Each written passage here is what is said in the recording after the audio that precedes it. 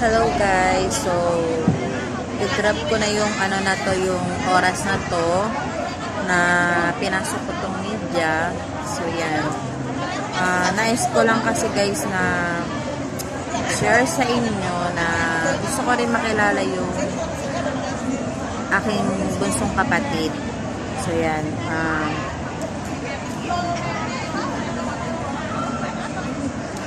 una, ang huling alam ko na napaampun po siya na magja-Japan. So, nandito po yung sinend sa akin na about sa aking kapatid na unting details. So, gusto ko rin syempre i-try ano ba dapat na pwede ko i-ano dito guys. Gusto ko malaman na kung binago yung pangalan niya, kung ilang taon na siya, baka 25 na ata siya eh. Kasi parang yun ang alam ko, 25. So guys, sana mapanood niya to, hindi ko man alam, sana mapanood niya kasi syempre media to, once na mapanood niya to, malaman niya na may naghahanap pa rin naman sa kanya. Bata pa lang ako, gusto ko na siyang makita. So, wala akong chance. So, ngayon lang ako may kakayahan din.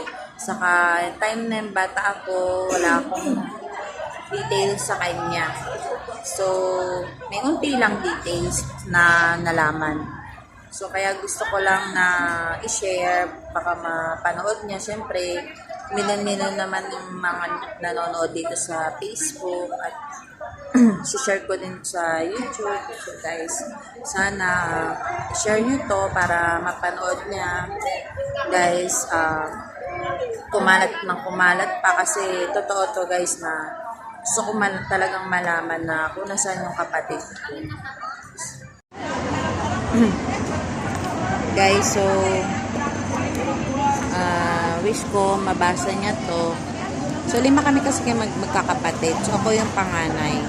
So tinatanong din sa akin ng mga kapatid ko kung nasaan na yung kapatid namin bunso. Eh hindi naman nagbibigay ng details yung magulang namin, yung mama namin ng basta-basta. Kasi may yung ampo na yan legal.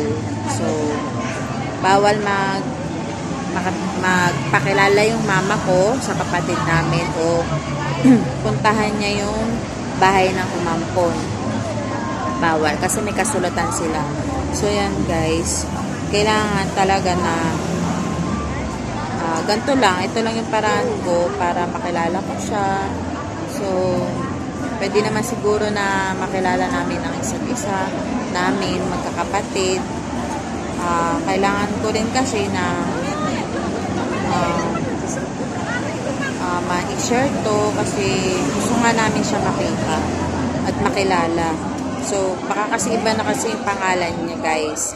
So, sana i-share nyo to guys ha. Ito lang yung unti kong nalalaman na ibinigay lang na details ng mama ko kasi ewan ko, nagtanong ako, nagbigay naman siya ng details. So, hindi naman, kasi may rin sa kanya, nagbigay lang details din sa kanya. Unti na informasyon ng kapitbahay ng yung umampon, may kapitbahay. So, yung kapitbahay niya sa kanya kwento na nakauwi na nang galing Japan. So, sana makarating sa kanya tong video na to. Papakilala sa iyo, ako ang ate mo, si Rebecca, si Guillermo de Vera. So, ang alam ko pangalan mo noon, Shinika o Nika. So, kaya kailangan kong i-share sa iyo. So, magkapatid tayo. 5 tayo. Kapatid, ako to, si Rebecca, ate mo. Sumunod si Jusaila. Sumunod si Silver. Sumunod si Sherwin. At sumunod ikaw. Ikaw si Shinika. Nung maliit ka pa.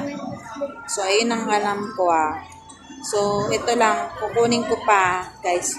Kasi nandito sa Messenger. Mahirap yung so kailangan kong basahin kasi baka mamali tayo ng details na sabihin na ganto ganyan. So may binigay din sa akin na number, pwede kong tawagan. Kaso ayoko munang tawagan kasi baka alam niyo na, baka gumulo. Parang ito lang muna yung paraan ko, baka mapanood niya. So guys, pa-share na lang po. Salamat. So ito na guys, ito na. Bibigay na ako ng details. So babasahin ko na guys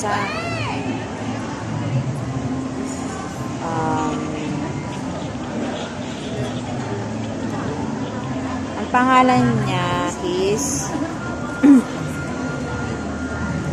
Shanika Jane Guillermo. 1994 or 1995 siya pinanganak. So, July 4 or July 14, 1994. Kanori.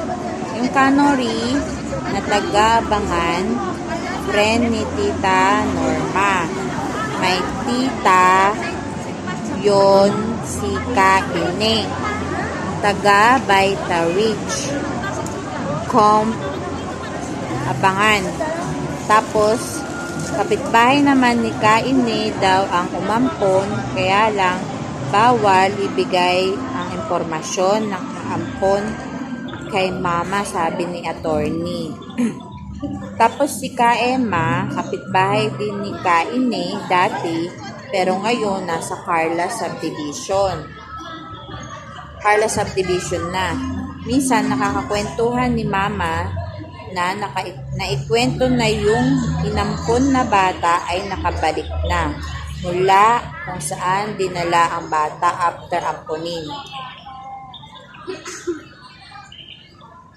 After amponin na si Kaneri, kapitbahay ni Kaine, kapatid daw ni Kaneri, umampon, sabi ni Kaema. Kapatid daw ni Kaneri ang umampon, sabi ni Kaema, na dating taga doon din sa lugar kung saan nakatira yung umampon. Tapos, nagbigay ng number si Kaema na pwedeng matawagan kung gusto naman daw malaman pa higit na info about sa batang inampon ng kapitbahay nila. So, yan. Pwede kong tawagan si Kaema. Binigay yung number ni Kaema para malaman ko pa informasyon about sa nag-ampon sa kapatid ko.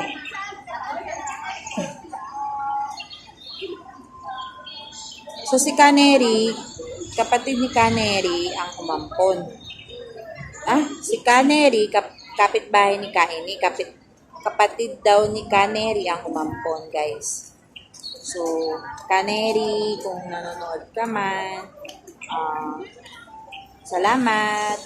Salamat din kay Kaine at kay Kaema. So, kay Ma'am Emma po, so nandito po yung number mo. Tawagan po kita. Sana mabigyan niyo pa po kami ng informasyon about sa kapatid ko. So, hanggang dito po muna yung video ko. Kasi paggabi na rin po, day off ko lang po. Nandito po ako sa Hong Kong, guys. Pa-share po sana tong video na to, guys, para kumalat po. Totoo po na may naampon po na kapatid ko. So, guys, sana matulungan nyo kami sa pag-share lang nito at like, guys. Subscribe nyo din tong channel ko, guys. Facebook po, guys, para makalap po ang aking video. Thank you po, guys.